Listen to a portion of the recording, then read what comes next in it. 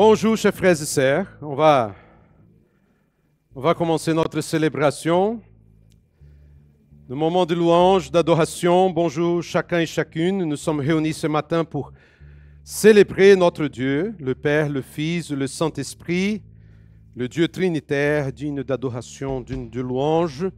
Et nous saluons toutes celles et ceux qui sont aussi, qui nous suivent en ligne par Internet. Que Dieu vous bénisse abondamment. Je vous invite à chanter. On va commencer notre célébration pour chanter, pour célébrer le Seigneur. Le Seigneur nous donne chaque jour sa bénédiction, sa bonté, sa grâce, sa miséricorde. Quelle belle journée le Seigneur nous donne ce matin, n'est-ce pas? Une belle journée. Un bon soleil, une bonne chaleur, un peu de chaleur peut-être. Mais on va célébrer quand même. Je vous invite à se lever et on va chanter « Béni soit ton nom, Seigneur ». Même si les choses sont difficiles, même s'il y a des difficultés, même s'il y a des problèmes, béni soit ton nom, Seigneur. On va louer le Seigneur.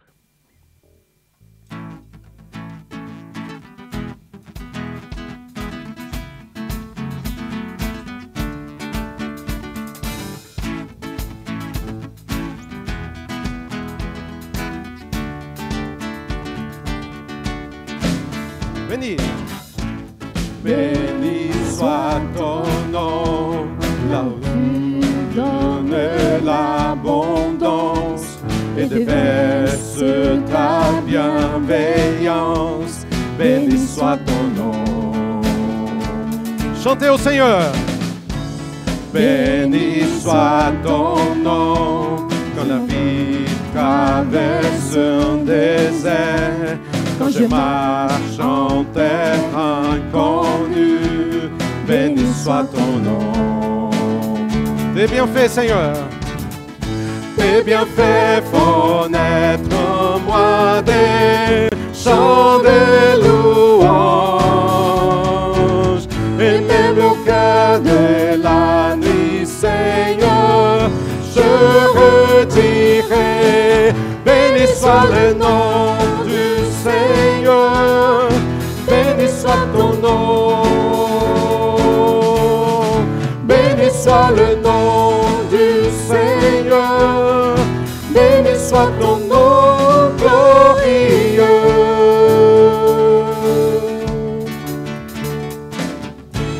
Béni soit ton nom, quand sur moi brille le soleil, quand la vie semble me sourire, béni soit ton nom. Béni soit ton nom, sur la route aimée des souffrances, c'est mes coups d'offrir ma louange, béni soit ton nom. Célébrez le Seigneur, il est là, bien. Tes bienfaits font naître en moi des chants de louange. Et même au cœur de la nuit, Seigneur, je redirai, béni soit le nom du Seigneur, béni soit ton nom, béni soit le nom du Seigneur, béni soit ton nom glorieux.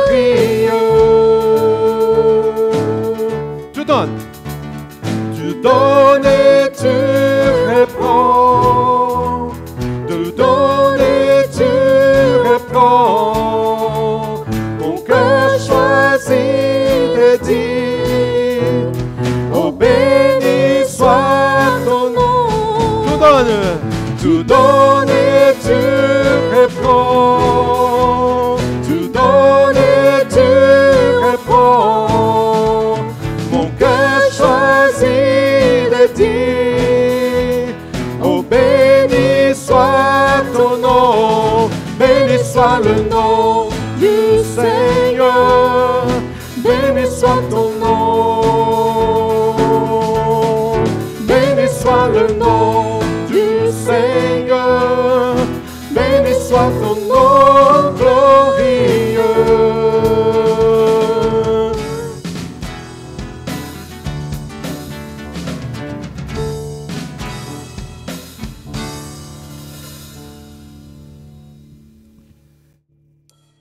Seigneur notre Dieu, notre Père, nous sommes là pour t'adorer.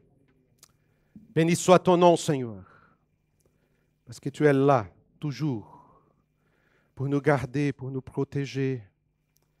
Tu ne nous abandonnes pas, tes fils, tes enfants. Et nous te remercions pour ta présence parmi nous, par ton Saint-Esprit. Nous te remercions parce que nous pouvons faire confiance en tes promesses.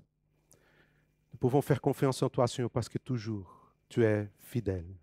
Béni soit ton nom, Seigneur. Au nom de Jésus. Amen, Seigneur. Vous pouvez vous asseoir, s'il vous plaît. J'ai séparé un texte du psaume 103, versets 1 et 2. Et je ne voudrais pas lire seulement, je voudrais inviter toute l'Église pour réciter ce psaume, ce beau psaume. Psaume 103, versets 1 et 2.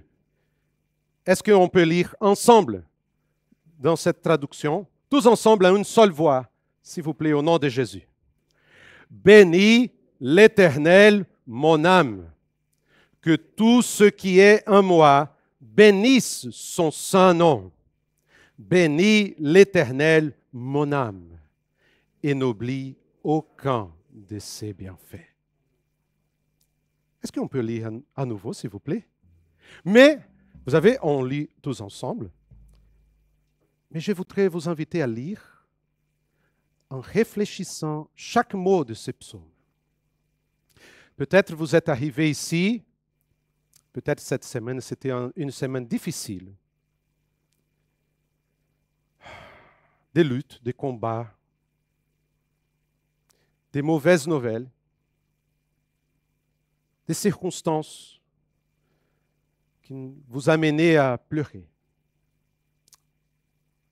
Mais le psaume nous rappelle, n'oublie aucun de ses bienfaits. Est-ce qu'on peut lire à nouveau, s'il vous plaît? Et en pensant à toutes ces choses que dit la parole de Dieu. S'il vous plaît, au nom de Jésus. Bénis l'Éternel, mon âme. Que tout ce qui est en moi bénisse son saint nom. Bénis l'Éternel, mon âme, et n'oublie aucun de ses bienfaits.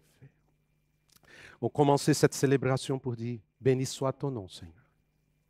Le psaume nous invite notre âme à dire, bénis l'Éternel. Ô mon âme, n'oublie aucun de ses bienfaits. Et on va continuer à chanter, on va continuer à louer le Seigneur. Le prochain, on va chanter Hosanna. Et ces mots, on chante, on chante dans une perspective de célébration.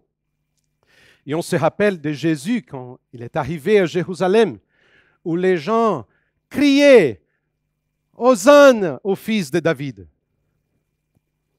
Mais vous savez, qu'est-ce que signifie Hosanna? Hoshana signifie sauve, s'il vous plaît. Ce n'est pas une expression de célébration, mais c'est un cri. C'est un cri qui demande le salut du Seigneur. On peut chanter ces chants dans ces deux perspectives. Célébrer Jésus qui est là au milieu de nous, parce que ça c'est la promesse du Seigneur, mais aussi de dire Hoshana.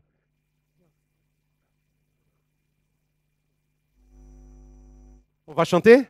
Je vous invite à se lever et à chanter dans ce moment de louange. Louez le Seigneur. Vous êtes là pour adorer le Seigneur. Vous êtes là pour chanter au Seigneur. Il est là par son Saint-Esprit. Alors, je vous invite à chanter de tout votre cœur pour exalter le nom du Seigneur.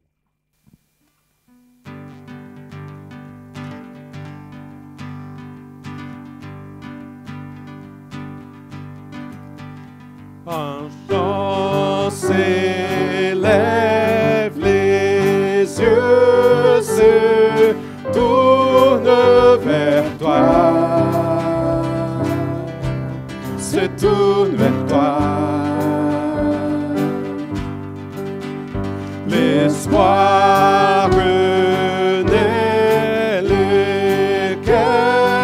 soupir après toi. Oui, après toi. En te voyant, nous retrouvons la force de vie. Quand nous sommes dans ta présence, nos craintes s'enfuient, elles s'enfuient. Hosanna, Hosanna, tu es le roi, le sauveur, à toi la gloire et l'honneur. Hosanna, Hosanna, nous t'accueillons parmi nous, soyez bienvenus, ô Jésus. Entends les sons de cœur qui reviennent à toi. Reviennent à toi. Dans ton royaume, les vies brisées sont restaurées. Sont restaurées. En te voyant, nous retrouvons la force de vie. Quand nous sommes en ta présence, nos craintes s'enfuient, elles s'enfuient. Chantez au Seigneur. Hosanna,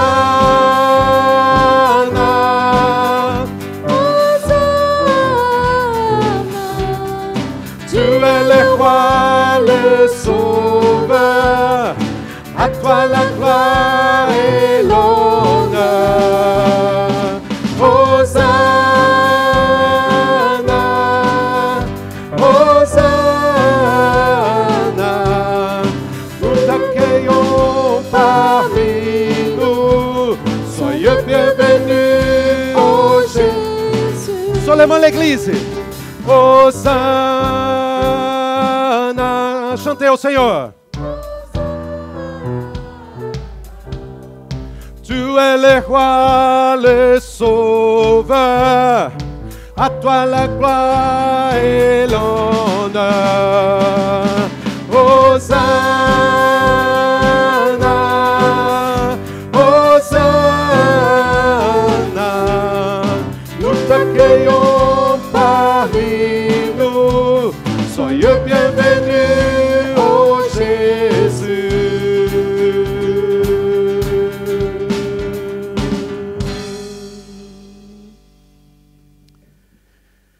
Soyez bienvenus, Seigneur Jésus. On va chanter « Viens, ne tarde plus, adore ». Nous sommes là pour adorer le Seigneur. Nous sommes là pour célébrer le nom du Seigneur. On chante pour la gloire du Seigneur. On ne chante pas pour le goût de quelqu'un. Non. Quand nous sommes là réunis pour adorer le Seigneur, nous sommes réunis pour célébrer son nom. Et on va chanter ce chant. Parce qu'un jour, tout genou fléchira devant lui. Ils vont confesser qu'il est le Seigneur. On va célébrer le Seigneur.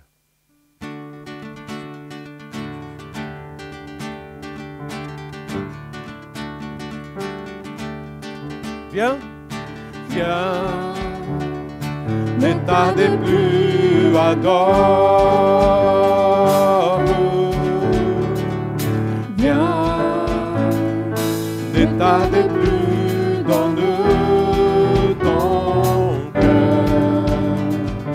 Viens, tel que tu es, adore. Viens, tel que tu es devant ton Dieu. Viens. Un jour, Un jour toutes les langues dira tu es Dieu. Un jour tout genou fléchira. Mais le vrai trésor est pour ceux qui t'ont choisi dès aujourd'hui. Viens, la terre des plus adore. Viens, l'état des plus donne ton cœur. Viens, tel que tu es, adore. Viens, tel que tu es devant ton Dieu.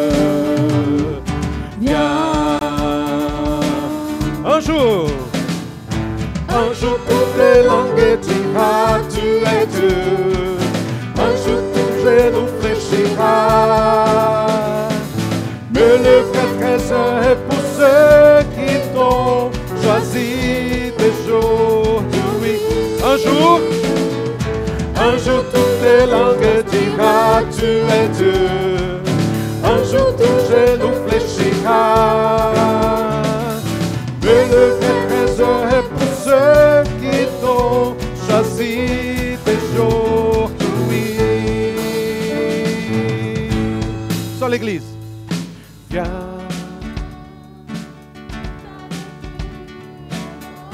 Ne tarde plus, adore le Seigneur.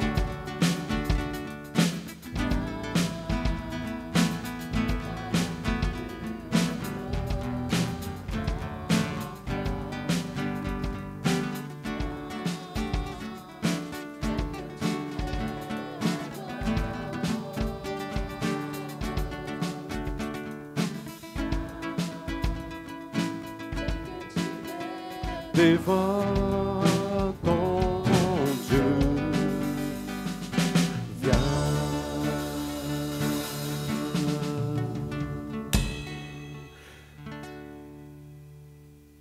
Ne tarde plus, adore. Adore le Seigneur parce qu'il est ton sauveur. Adore le Seigneur parce qu'il est ton Seigneur. Adore parce qu'il a commencé une œuvre dans notre vie par son Saint-Esprit. Et on va chanter ce chant.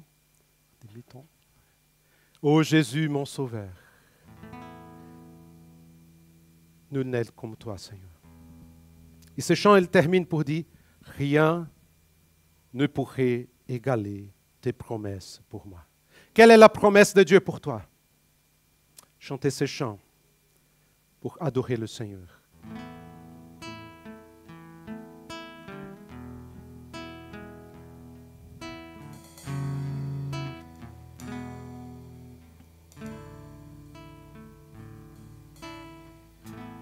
Ô Jésus, mon Sauveur, Seigneur, nul n'est comme toi. Jour après jour, je te louerai, car ton amour est merveilleux.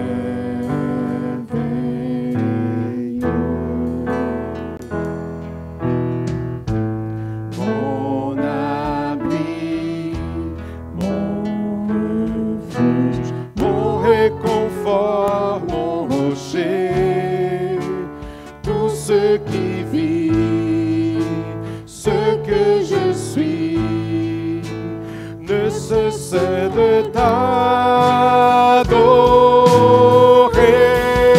Chante au Seigneur, chante au Seigneur, crie de joie, terre entière.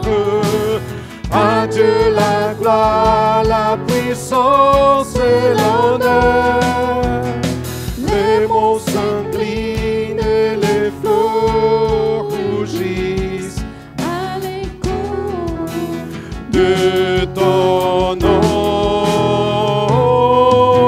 Je vois tes œuvres et mon cœur crie de joie.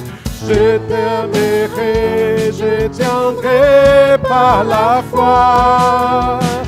Rien n'est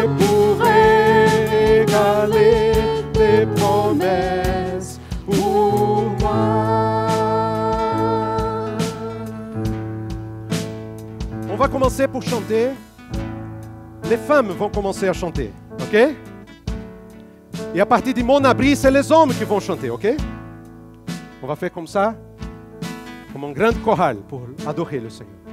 Les femmes? Oh Jésus, mon sauveur, Seigneur, nul n'est comme toi. Jour après jour, je te louerai, car ton amour est merveilleux. Les hommes. Mon abri, mon refuge, mon réconfort, mon rocher, tout ce qui vit, ce que je suis, ne cesse de t'adorer. Toute l'Église. Chante au Seigneur, crie de joie, terre entière. À Dieu la gloire, la puissance et l'honneur. Les mots s'inclinent et les flots rougissent à l'écho de ton nom. Je vois tes œuvres et mon cœur crie de joie. Je t'aimerai, je tiendrai par la foi. Rien ne pourrait égaler tes promesses pour moi.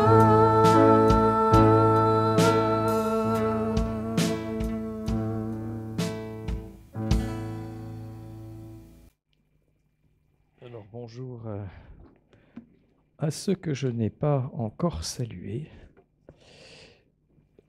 Comme vous voyez, on va prendre une suite dans Néhémie, puisque depuis quelque temps, de chapitre en chapitre, eh bien, nous avons avancé dans la lecture de Néhémie, et je vais vous proposer de lire le chapitre 6.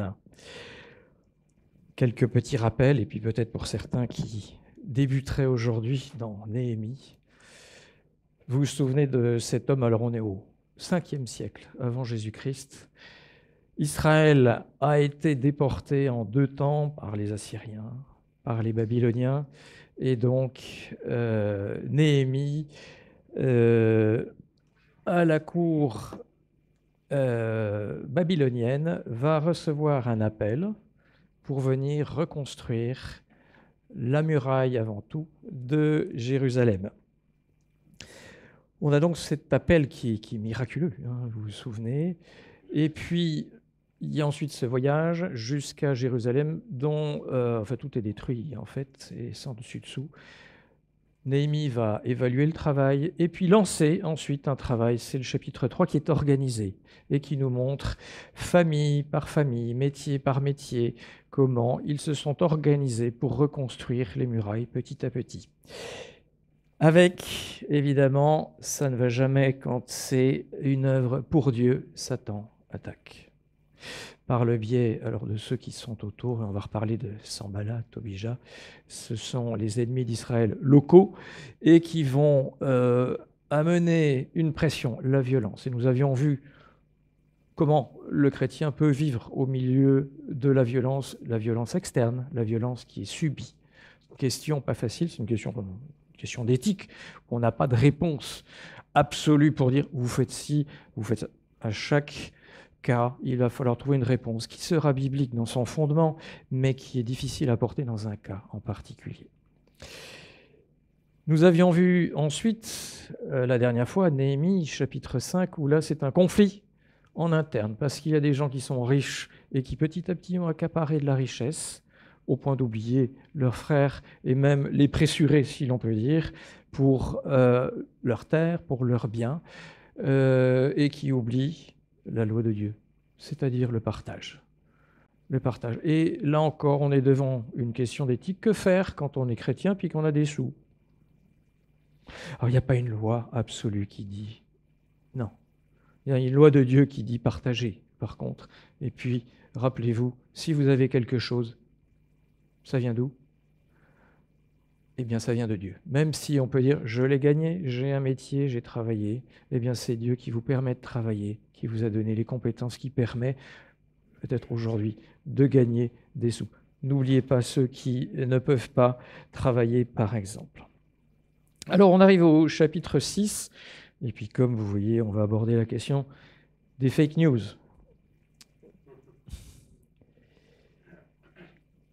Alors, je n'appuie peut-être pas comme il faut. Je suis en vert pourtant. Voilà. Comme on l'a déjà fait, il s'agit d'un récit, donc on va dire c'est pratique. Et bien, je vous invite à le lire. Alors ceux qui ont une Bible papier, ou comme dit Gilson, vous pouvez allumer votre Bible. Je n'ai pas mis le texte parce que ce sera un petit peu long, puis que j'aurai deux choses à faire en même temps. C'est un peu compliqué quand on dépasse quelques versets. Néhémie, chapitre 6. Je n'avais pas encore posé les battants des portes. Il s'agit des portes de Jérusalem, ce n'est pas les portes d'une maison, c'est des grandes portes. Lorsque Sanballat, Tobija, Geshem l'Arabe et nos autres ennemis ont appris que j'avais reconstruit la muraille et qu'il n'y restait plus de brèche. Alors Sanballat et Geshem m'ont fait parvenir ce message. « Viens, ayons une entrevue ensemble dans les villages de la vallée d'Ono. » Ils avaient l'intention de me faire du mal. Je leur ai envoyé des messagers avec cette réponse. « J'ai une grande tâche à accomplir, je ne peux pas descendre là-bas. Pourquoi le travail devrait-il être interrompu pendant que je l'abandonnerai pour vous rejoindre ?» Ils m'ont adressé 4 fois la même demande, avec toujours la même réponse de ma part. La 5e fois, Sanballat m'a fait parvenir ce message par son serviteur. Celui-ci tenait une lettre ouverte, où il était écrit « On raconte, parmi les nations, et Geshem l'affirme, que les Juifs et toi, vous avez l'intention de vous révolter, et que c'est la raison pour laquelle tu reconstruis la muraille. D'après ces rumeurs, tu vas devenir leur roi. Tu as même établi des prophètes pour te proclamer roi de Juda à Jérusalem. Maintenant, le roi de Babylone va avoir connaissance de ces rumeurs. Viens donc et tenons conseil ensemble. » J'ai fait répondre à Sanballat, « Il n'y a rien de vrai dans ces rumeurs dont tu parles, c'est toi qui les inventes de toutes pièces. » Tous ces gens voulaient nous effrayer. Ils se disaient, « Ils baisseront les bras et le travail ne se fera pas. » Maintenant, mon Dieu, fortifie-moi. Pour ma part, je me suis rendu à la maison de Shemaja, fils de Délaja et petit-fils de Métabéel. Il s'était enfermé chez lui et a dit, « Allons ensemble dans la maison de Dieu, à l'intérieur du sanctuaire, et fermons les portes derrière nous, car on va venir pour te tuer. Et c'est pendant la nuit qu'on viendra pour cela. » J'ai répondu, « Un gouverneur comme moi prendre la fuite ? Du reste, comment un laïc tel que moi pourrait-il entrer dans le sanctuaire et rester en vie ? Je n'y entrerai pas. » J'ai discerné par là que ce n'était pas Dieu qui l'avait envoyé, mais il prononçait cette prophétie sur moi parce que Sanballat et Tobija l'avaient soudoyé. Par son intermédiaire, ils espéraient me faire peur pour que je suive son conseil et commette ainsi un péché. Cela leur aurait permis de salir ma réputation et de m'enlever tout crédit. Mon Dieu, souviens-toi de Tobija et de Sanballat en les traitant conformément à leur façon d'agir. Souviens-toi aussi de la prophétesse Noadia et des autres prophètes qui cherchaient à m'effrayer. La muraille a été terminée le 25e jour du mois d'Élul, soit en 52 jours. Lorsque tous nos ennemis dans toutes les nations environnantes l'ont appris, ils ont eu peur. Ils se sont sentis tout petits et ont reconnu que c'était notre Dieu qui avait présidé à la réalisation de ce travail. Même à cette époque-là, il y avait des nobles de Juda qui adressaient fréquemment des lettres à Tobija et qui en recevaient de lui. Beaucoup en Juda avaient en effet conclu un pacte avec lui parce qu'il était le gendre de Shekania, fils d'Arach, et que son fils Jochanan avait épousé la fille de Meshulam, fils de Bérékia. Ils allaient jusqu'à vanter ses mérites en ma présence et à lui rapporter mes paroles. Quant à Tobija, il envoyait des lettres pour m'effrayer.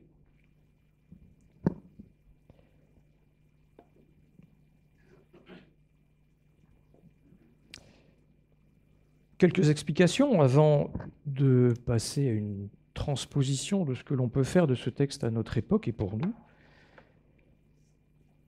Vous voyez réapparaître Sanballat. Alors lui, on le voit depuis le début. Tobija, on n'a pas un petit nouveau puisqu'il est mentionné déjà au premier chapitre, Geshem. Sanballat, c'est un Samaritain, petite peuplade au nord. Tobija, ammonite, c'est un autre peuple, on va dire, qui n'a rien à voir. On pourrait faire de la généalogie si vous voulez, mais quand même, c'était loin des fondateurs. Et Geshem, l'arabe. Des personnes qui n'ont rien à voir directement dans la vie, si ce n'est d'être géographiquement dans la même région. C'est-à-dire qu'on est devant une coalition. Ils se sont tous ligués, ils se sont tous arrangés, en fait ils sont tous dérangés par la remise en état de la muraille de Jérusalem. Vous avez vu ces menaces successives depuis le chapitre 1, où Néhémie pouvait avoir peur du roi de Babylone, peur de la trahison, choses comme ça. On a cette opposition militaire qui était la menace il y a quelques chapitres. On a eu des menaces en interne avec le peuple d'Israël qui ne partage pas. Et nous avons maintenant la menace, on va dire, psychologique qui arrive, et c'est toujours les mêmes. Sanballat, c'est un peu une figure de Satan, vous en doutez un petit peu. Eh bien, il a toute la gamme des possibles pour faire du mal aux chrétiens, à l'Église. Ça peut être dans certains pays, on le voit aujourd'hui, militaires ou policiers. Ça peut être aussi psychologique. Peut-être que pour nous, c'est peut-être plus vrai que si on habitait en Afghanistan, par exemple. Une petite précision, puisque vous avez vu que Sanballat et ses amis invitent Néhémie à venir se rencontrer dans la vallée d'Ono. C'est très très malin, parce que la vallée d'Ono, c'est au nord de Jérusalem, c'est plus près de Samarie, c'est à 40 km de Jérusalem. 40 km, c'est une journée de cheval. Il aurait donc fallu que Néhémie fasse une journée de cheval pour aller au point de rendez-vous. C'est-à-dire qu'il n'a aucun moyen de fuite facile si il était attaqué pendant cette entrevue. Et même s'il était venu avec quelques gardes, il y avait tous les moyens militaires des trois autres bien organisés pour le tuer éventuellement. Au lieu de dire on pourrait se rencontrer en bas des murailles de Jérusalem. Non, on va se rencontrer bien plus près de chez nous, à 40 km, comme ça tu ne pourras pas revenir facilement chez toi, là où tu aurais eu de la protection. C'est aussi une subtilité que d'essayer d'isoler les chrétiens comme ça, puis de les amener à un endroit où ils auront moins de secours. Et éventuellement les isoler d'un point de protection qui peut être l'Église. Et on va essayer de les amener en dehors où ils seront plus fragiles. Ça, c'est Satan également. Et puis vous voyez, alors là on est dans la grande psychologie, et la psychologie ça s'invente au XIXe siècle, mais vous voyez que 5 siècles avant Jésus-Christ, il n'était pas en reste. Donc 4 demandes déjà directes, venez, rencontrons-nous, et puis hop, arrive la rumeur. Un bruit qui court. On fait courir des erreurs en pensant que, déjà une rumeur, on aime bien les rumeurs. On va peut-être apprendre quelque chose de croustillant, ou quelque chose qui est caché mais qui devient révélé. Et on écoute facilement les rumeurs. Vous suivez certainement ce qui se passe, les informations, tout compris, internationales, et où souvent on a des faux qui arrivent avant qu'on aille obtenir une vérification. Et la rumeur, vous savez à quel point ça peut faire du mal, j'y reviendrai.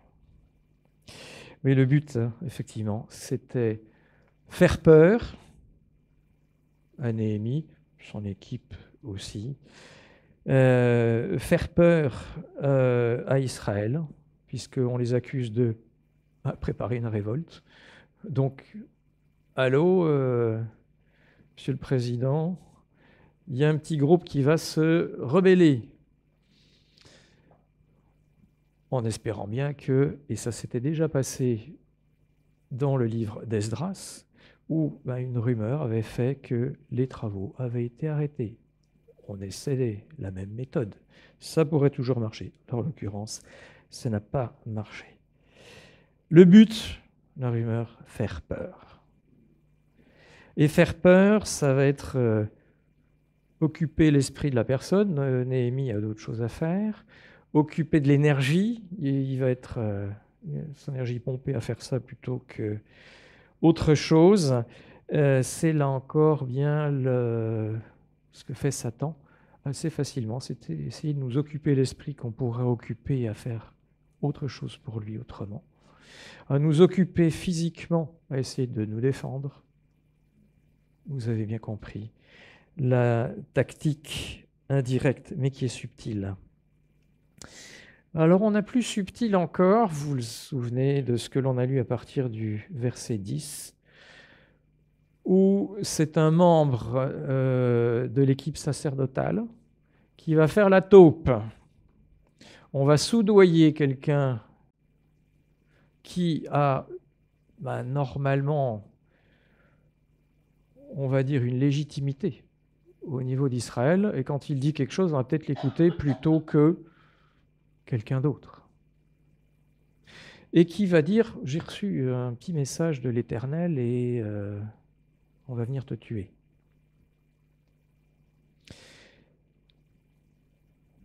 Avec une erreur quelque part, je ne dis pas qu'elle est directement théologique, mais rentrer quand on n'est pas un prêtre dans le sanctuaire, c'est interdit et c'est même puni de mort.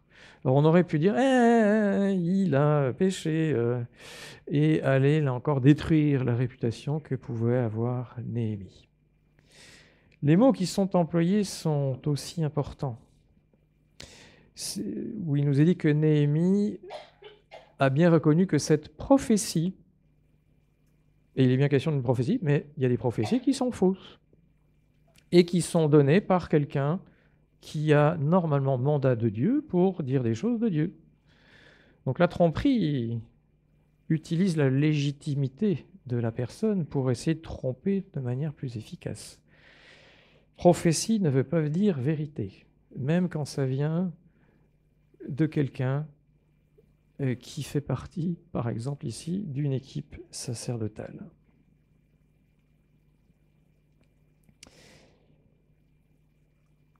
Vous avez vu aussi que Sanballat avait infiltré, c'est la fin du chapitre, le peuple d'Israël. Il avait quelqu'un de sa famille marié à quelqu'un du peuple juif, et puis des petits accords entre personnes bien pensantes qui permettaient d'avoir des informations, de transmettre des informations, un petit peu sous le manteau, mais au moins c'est efficace. On essaie de travailler la pensée de Néhémie en venant expliquer que c'est quand même quelqu'un de pas mal, hein, ce Sanballat, hein, en disant en fait c'est le beau-père de quelqu'un qui habite à côté. Très efficace. Je voudrais faire bien sûr une transposition à nous, à notre époque, parce que les méthodes sont les mêmes. Satan reste le même, son but c'est le même, il n'a pas varié.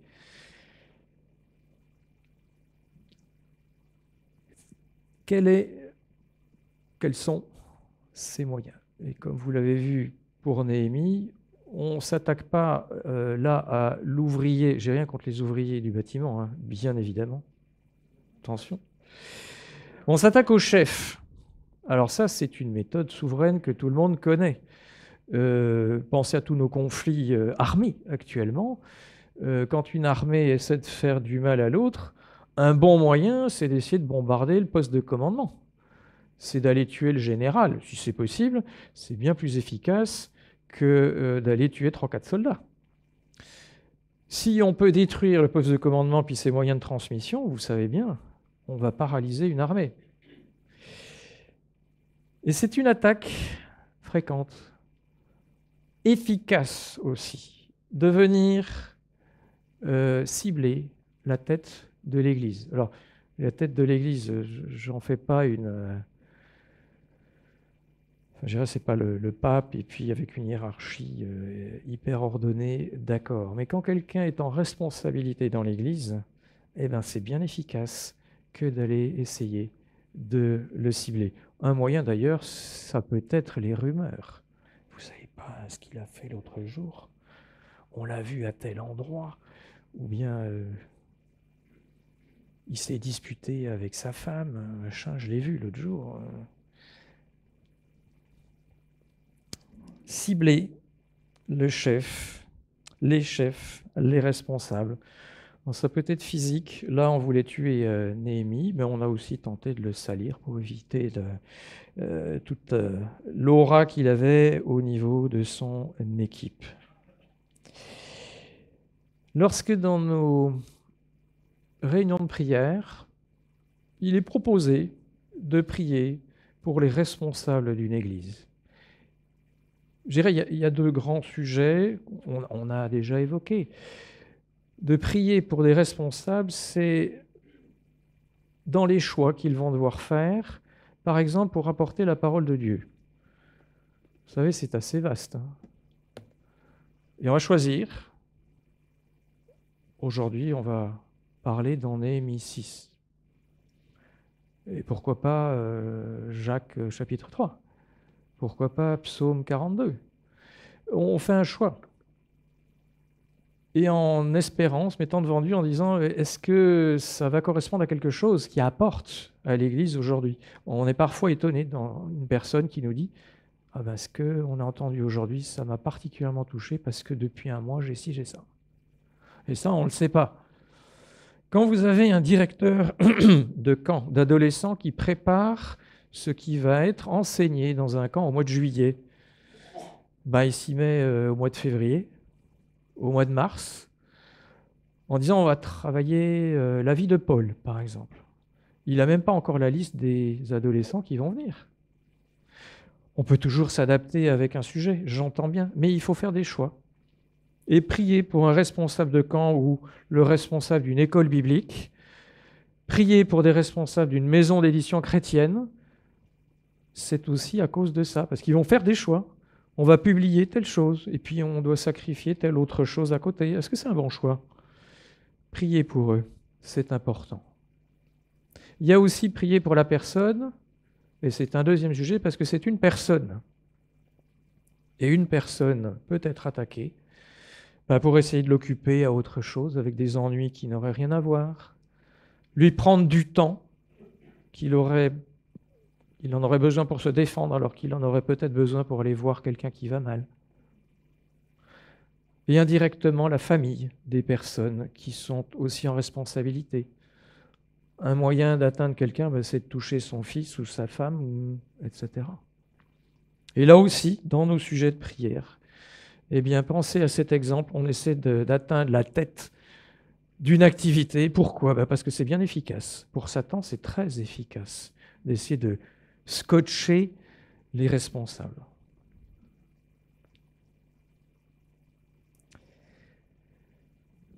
Pour cela, donc, la prière, nous avons eu ici, et vous voyez, Néhémie, il est en fait tout le temps en train de prier. Maintenant, fortifie-moi, Seigneur. Ou plus loin, Seigneur, souviens-toi de ce qu'a fait Sanballat, Tobija. Il est tout le temps en dialogue avec Dieu. Mais les autres aussi doivent prier. Et on n'a pas notion que c'est prier en groupe ou que tout Israël priait pour Néhémie, mais certainement. Je ne vais pas lire ces quelques références bibliques, mais si nous regardons ce qui sort des épîtres de Paul, en général, c'est à la fin, quand il donne des salutations. D'ailleurs, Paul, il a son ministère, établi par le Seigneur, c'est une pointure, et puis il dit, quand il écrit aux Éphésiens, quand il écrit aux Colossiens, quand il écrit aux Thessaloniciens, priez pour moi. Priez pour nous en pensant à son équipe, si vous voulez.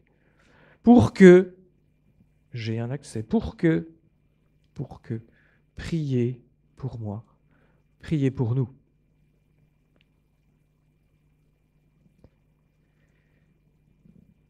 Alors on a aussi donc les fake news, les infox en français.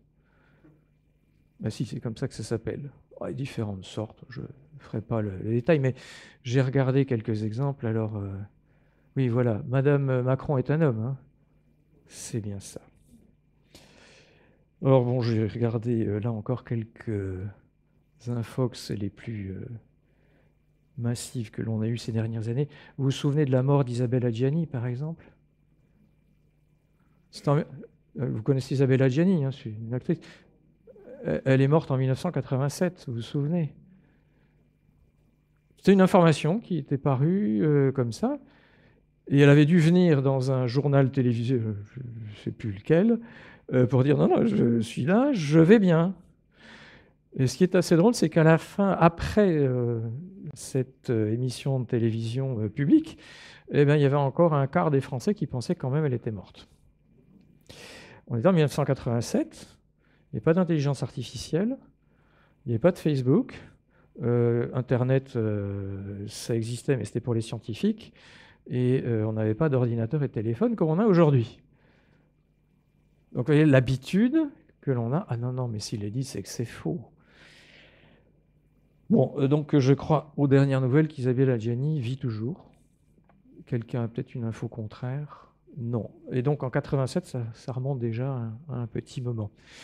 Vous vous souvenez peut-être aussi, alors là pour Isabelle Adjani, ça n'avait pas trop changé sur sa santé ni sur sa carrière. Vous vous souvenez peut-être du Pizzagate, pendant la campagne américaine, où on a répandu le bruit que Madame Clinton, Hillary Clinton, se réunissait avec d'autres personnes dans une pizzeria, et qui était en fait un club pédophile où il y avait des échanges, etc. Donc ça a été démenti, etc. Mais, a posteriori, bien des commentateurs politiques pensent que ça a participé à sa défaite aux élections américaines. Et il s'agissait d'une rumeur, le Pizzagate. Les rumeurs, ça fait mal, et même, je dirais, ça fait d'abord mal, et ensuite on a de la peine à pédaler dans l'autre sens, revenir en arrière, et il y a toujours des gens qui sont convaincus que les preuves qu'on peut amener a posteriori, même si elles sont bien étayées, c'est moins vrai que la rumeur de départ. Donc malheureusement, un chrétien peut subir, être victime de rumeurs, et on l'a déjà vu, malheureusement, ça fait plus de mal d'abord, même sans que les personnes aient cherché à entendre est-ce qu'il y avait des preuves qui allaient dans ce sens, alors qu'il n'y en avait pas. Ah, c'est un moyen efficace. Alors là, on a 2 fake news avec Néhémie. On dit que tu vas te révolter, et c'est pour ça que tu reconstruis la muraille. Et puis il y en a une autre qui est plus subtile. J'ai reçu une révélation, on va venir te tuer. Dans le contexte, c'était quand même probable. Enfermons-nous dans le sanctuaire. Et là, vous avez cette réaction de Néhémie, et qui est de dire, j'ai discerné que c'était faux. Pourquoi? Parce qu'il a une connaissance, je dirais théologique au sens large, qui est, il est interdit à quelqu'un qui n'est pas prêtre de rentrer dans le sanctuaire.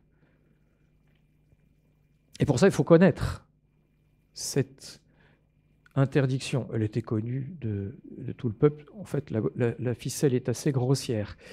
Mais parfois, quand on est sous pression, beaucoup de travail, qu'on a peur et qu'on vous fait peur, on sait qu'un peu plus facilement, on peut basculer dans l'erreur. Et c'est là qu'il est important d'avoir une base. Je mets connaissance théologique à dessein parce que certains pensent que théologique, ça fait enseignant de théologie, ça fait école biblique, ça fait pasteur, mais pas moi.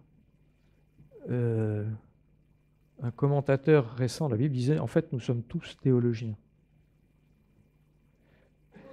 Vous devez avoir des connaissances théologiques qui vous permettent de vous débrouiller tout seul avec la vérité, non pas seulement sous les yeux, mais je dirais entre les oreilles. Et aller discerner, ça c'est faux. Il faut bien connaître le vrai. C'est un exemple que j'ai souvent cité. Vous savez comment on entraîne ceux qui détectent les faux billets de banque? Eh bien, on les entraîne à regarder les vrais billets, mais alors vraiment bien. Vraiment, vraiment, vraiment bien. Parce que vous ne pouvez jamais prévoir, oh, il y en a qui font des faux billets de telle sorte, de telle sorte. Il y aura toujours une nouveauté. Et en termes d'erreur, il y aura toujours des nouveautés qui vont être évoquées. Par contre, quand on connaît très, très bien la vérité, ben, ce n'est pas la vérité, ben, c'est faux. Et c'est ce qu'a fait ici Néhémie. Ayez travaillé vos connaissances bibliques. C'est nécessaire pour vous défendre quand on va vous annoncer des bêtises. Et puis, il faut aussi une vigilance théologique. La version attentiste, justement, attention, Satan, lui, ne s'arrête pas. Et c'est à tout moment que ça peut tomber une erreur que l'on diffuse. Et il faut avoir l'esprit éveillé, permanent, se demander, mais est-ce que ça c'est vrai, mais est-ce que ça c'est vrai, mais est-ce que ça c'est vrai. Restez vigilant par rapport à cela. Et une troisième chose, c'est aussi se méfier de celui qui s'annonce comme être « Ah, j'ai une révélation du Seigneur. Alors, j'ai un doctorat de théologie, j'ai un master en philosophie, j'ai 3 entreprises. » Et en général, ça commence comme ça. Besoin de se légitimer, ce que vous n'avez d'ailleurs pas pu vérifier d'ailleurs. Montre-moi les diplômes. Je suis quelqu'un de bien. Ici, c'était quelqu'un par définition qui avait cette assise auprès du peuple d'Israël et qui s'en sert pour aller dire, voilà, quand je dis quelque chose, c'est vrai. Et vous allez avoir, j'en viens tout à l'heure, à la question de la fin des temps et le retour de notre Seigneur. Il va y avoir un paquet de faux prophètes qui sont annoncés et qui vont raconter des trucs pas complètement faux, mais juste un peu. C'est la vérité plus un truc. La personne qui a compris le machin de plus que les autres. Et là, c'est à vous de dire non, là c'est faux. Et il faut une vigilance. On dit, il sort d'où lui qui nous annonce ça? Le roi de l'infox, le roi des fake news, le père du mensonge, et c'est comme ça que notre Seigneur l'a appelé, c'est Satan. Et là, le combat est permanent. Néhémie est mort, Satan, non. Toujours en activité à l'heure actuelle. Alors, je voulais en faire une application à la fin des temps. Nous avons un certain nombre d'écrits qui le concernent et dans des évangiles, dans les épîtres, à plusieurs moments. Ce n'est pas juste un petit truc isolé à un endroit. On va se dire, oh là là, on a de la peine à interpréter cette chose. Si nous lisons, par exemple, de Thessaloniciens, chapitre 2, par exemple, 3 premiers versets. « En ce qui concerne le retour de notre Seigneur Jésus et de notre rassemblement auprès de lui, nous vous le demandons, frères et sœurs, ne vous laissez pas facilement ébranler dans votre bon sens, tout simplement, ni troubler par une révélation, par une parole ou par une lettre qui semblerait venir de nous, comme si le jour du Seigneur était déjà là. » Une révélation. Il parle là à des chrétiens. Donc c'est des chrétiens qui donneraient une révélation en disant « le jour du Seigneur est là ». Ne vous laissez pas troubler. C'est d'ailleurs un signe indirect, ça veut dire que quand on en sera là, on se rapproche de la fin. À partir du verset 7, en effet, le mystère de l'impiété agit déjà. Ça fait depuis que le monde existe que Satan a séduit.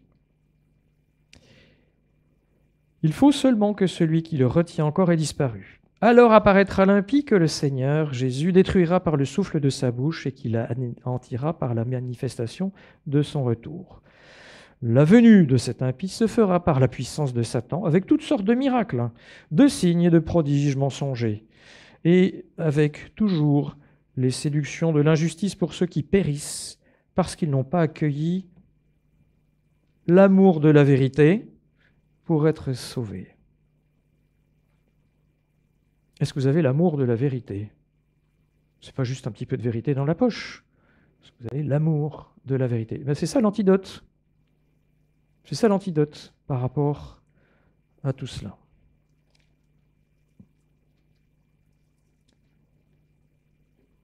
Un Timothée, chapitre 4 et les versets 1 et 2. « Mais l'Esprit dit expressément que dans les derniers temps, certains abandonneront la foi. » Il s'agit de chrétiens. « Pour s'attacher à des esprits trompeurs et à des doctrines de démons, car ils seront égarés par l'hypocrisie de menteurs dont la conscience est marquée au fer rouge. » Un des buts de Satan, c'est s'il pouvait détourner les quelques chrétiens, si l'on peut tous les chrétiens dans une semi-vérité, voire une erreur, mais ça l'arrange. Et c'est ce qui risque de se passer. Et pourquoi ces gens se laissent entraîner? Parce qu'ils ne sont pas entraînés à connaître la parole de Dieu. Et c'est comme ça que l'on se fait avoir. Je lis encore 2 versets avant de finir avec Matthieu 24. 1 Jean 2,19. Il est question de ces faux prophètes. Ils sont sortis du milieu de nous, mais ils n'étaient pas des autres. Ils n'étaient pas des nôtres, pardon. Comme Shemaja, ce sacrificateur qui a tenté de tromper sur commande Néhémie. Il était au milieu de nous. Mais spirituellement, il était souillé, cet homme. 1 Jean, chapitre 4, verset 1. « Bien-aimés, ne vous fiez pas à tout esprit, mais mettez les esprits à l'œuvre pour savoir s'ils sont de Dieu. Car plusieurs prétendus prophètes sont venus dans le monde. » Et il y a là une des recettes qui suit. Est-ce que celui qui annonce ce qu'il veut annoncer se base sur la divinité de Jésus? S'il dit l'inverse, il n'est pas de Dieu. C'est du torpide, hein, vous voyez. Je terminerai avec un texte que vous connaissez, je pense, assez bien, dans Matthieu 24. Et là, c'est notre Seigneur à qui l'on a demandé qu'est-ce qui va se passer après,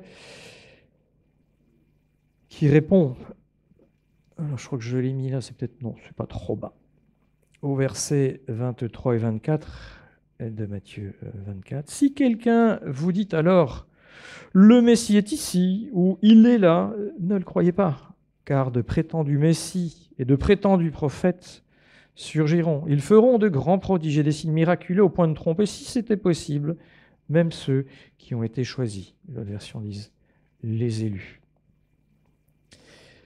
Pourquoi? Parce que le retour du Seigneur, c'est quelque chose d'instantané. Et on ne va pas passer des coups de téléphone et s'envoyer des textos pour dire « Hey, le Seigneur est là ». C'est quelque chose d'instantané avec un retour qui est quelque chose de bruyant et visible de tout le monde. Et une fois qu'on sait ça, on va dire « Non, mais s'il y en a un qui me dit que le Seigneur est là, c'est faux. » Donc attention aux infox. Elles peuvent faire du mal dans l'Église, on va dire au sens civil du terme, et nous faire du mal. Ne nous faisons pas entraîner là-dedans, et nous pouvons prier dans l'Église pour la protection. Ça fait partie de la fraternité dans le bon sens, que d'éviter justement de répandre des bruits. Quel temps, sinon, avez-vous aussi consacré à la connaissance de la vérité, de la parole de Dieu, pour pouvoir vous défendre? Et vous avez bien remarqué dans les épîtres, quand Paul s'adresse aux Thessaloniciens, il ne s'adresse pas aux responsables de l'église de Thessalonique, il s'adresse à tous les chrétiens de Thessalonique.